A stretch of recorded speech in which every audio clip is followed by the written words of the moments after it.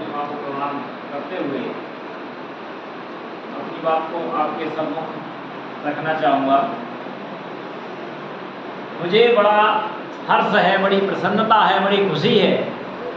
आप लोग ये ना समझे मुझे पता नहीं है, मैं काफ़ी समय से आपकी इन गतिविधियों के बारे में सर जैसे ही वीडियो मोबाइल पर डालते हैं तो मैं उसको निश्चित रूप से और बार बार बड़ी बारीकी से उसका चिंतन मनन और आप लोगों के जो पुष्प जैसे खिले हुए चेहरे हैं उनको देख करके मुझे बड़ी प्रसन्नता होती है। मुझे हमेशा से एक आदत है, एक शौक है, या यूँ कहें एक नशा है बच्चों के साथ रहने का। बच्चों के साथ रहने मुझे बड़ा हर्ष होता है, बड़ा आनंद आता है, बड़ी खुशी मिलती है। चूँकि हम विद्यार्थी हैं तो मैं आपके जीवन से संबंधित ही बातें आपको बताना चाहूँगा।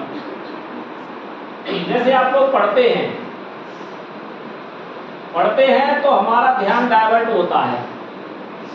तो एक शरीर के जो अंग हैं वो एक दूसरे से जुड़े हुए हैं। उसके बारे में आप लोग छोटे बच्चे ज़्यादा गंभीरता से नहीं ले पाएंगे, तो बड़े बच्चे थोड़ा सा ध्यान से सुने। जहाँ हमारी आंखें होती हैं उधर हमारा ध्यान रहता है। शिक्षक हमें पढ़ा रहे हों तब शिक्षक के फेस की ओर अथवा वो जो लिख रहे हों उसकी ओर उसी समय हमारा ध्यान पूरी तरह से, यानी आंखें रहना चाहिए। आंखें जिधर रहती हैं उधर हमारे कान रहते हैं और हमारा जो ध्यान है वह भी वहीं रहता है। जैसे अभी बाहर से आवाज़ आए सबसे पहले मेरी आंखें जाएंगी और कान से सुनाई देगा कि वहाँ पर कोई आवाज़ हो रही है, तो पूरा सा ध्यान कहाँ चला गया हमारा? पूरा ध्यान हमारा उस घटना की ओर चला गया जिससे हमारा कोई लेना देना नहीं था। इसलिए सबसे पहले आंखें हमारी शिक्षक की ओर, श्यामपट की ओर होनी चाहिए। ये सबसे बड़ा सीखने का एक महत्वपूर्ण बिंदु है। हम करते क्या हैं, शिक्षक लिखा रहे हैं या बोल रहे हैं तब हम आपस में बातें कर लेते हैं। हमको वो बातें न सुनाई देती हैं ना हम सीख पाते हैं। यदि मैं ये कहूँ कि हम 3 रूप में मौजूदगी प्रस्तुत करते हैं। 3 रूप में कैसे? होश, मदहोश और बेहोश।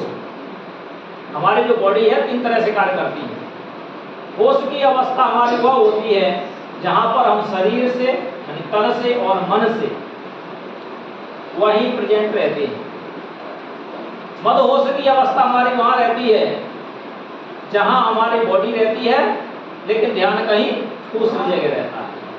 बेहोश की अवस्था वो रहती है जिसका हमको न तो बॉडी से कोई संबंध रहता है न हमारी चेतनता से कोई संबंध रहता है, हम बेसुध पड़े रहते हैं।